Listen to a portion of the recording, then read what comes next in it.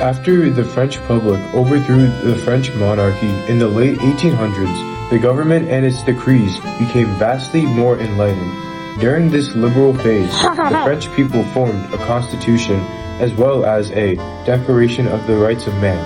These were heavily influenced by the thoughts of Montesquieu. However, the phase did not last, transitioning to the radical phase. The radical phase was marked by the finalization of the government's overthrow.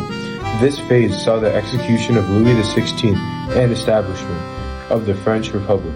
This fully transformed the absolute monarchy of France into a republic, one run by the people themselves. Due to the Enlightenment ideas of the 17th and 18th century, Enlightened ideas were applied to a greater extent through the use of Rousseau's concepts such as popular sovereignty and the general will, which fueled the radical phase of the French Revolution. The rise of the Committee of Public Safety and the Reign of Terror. The people of France were seeking to establish a republic that is based on the general will, natural rights of people, civic religion, and government accountability on citizens, reflected Rousseau's policies. This demonstrates to a greater extent how enlightened ideas provided the philosophical and logical blueprint as well as moral justification for the French Revolution. The Jacobins, led by Robespierre, wanted to enforce radical ideas, and through a reign of terror, a period of time in the radical phase that was caused when Robespierre and Jacobins made people fear that their liberties were just lost. And they achieved this goal. This political chaos is most clearly seen with the reign of terror's specific targeting of the Girondins. The Girondins were viewed as moderate and therefore claimed to undermine the Reformation of France during this time period. This led to mass executions and persecution of the Girondins during the radical phase.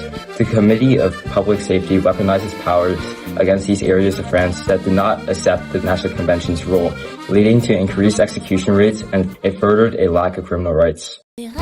One of the most prominent Enlightenment ideas that influenced the radical phase was Rousseau's ideas of a social contract, where individuals give support to the government and lose some of their own liberties to the government in return for their protection. The National Convention was the revolutionary assembly that governed France during the most radical and critical period of the French Revolution, from September 1792 to October 1795. It was the first French government organized as a republic following the abolition of the monarchy. The National Convention was formed as a predecessor to the Paris Commune, which was a worker-led government that led Paris for around 3 months during the Revolution.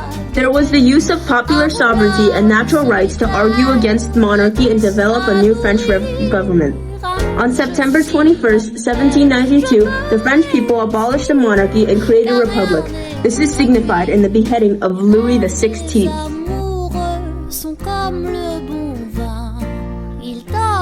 Guys, I'm sure we could talk about this, right? Hey. Rousseau also argued for natural goodness and that people deserve natural rights. He believed that religion is the reason that society is corrupted.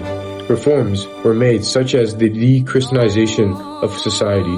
This was seen in the creation of secularizing names of places, as well as a new calendar that eliminated Catholic holidays. In addition, societies such as the Society of Friends of the Black were created to promote the abolishment of slavery.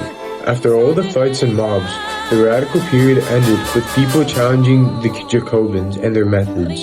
To get this point across, they took a guillotine and decapitated Robespierre, putting an end to the radical phase and leading into the Napoleon phase of the French Revolution. In conclusion, the enlightened ideas used in the radical phase of the French Revolution were heavily influenced by the ideas of Rousseau, with concepts like natural goodness and the social contract.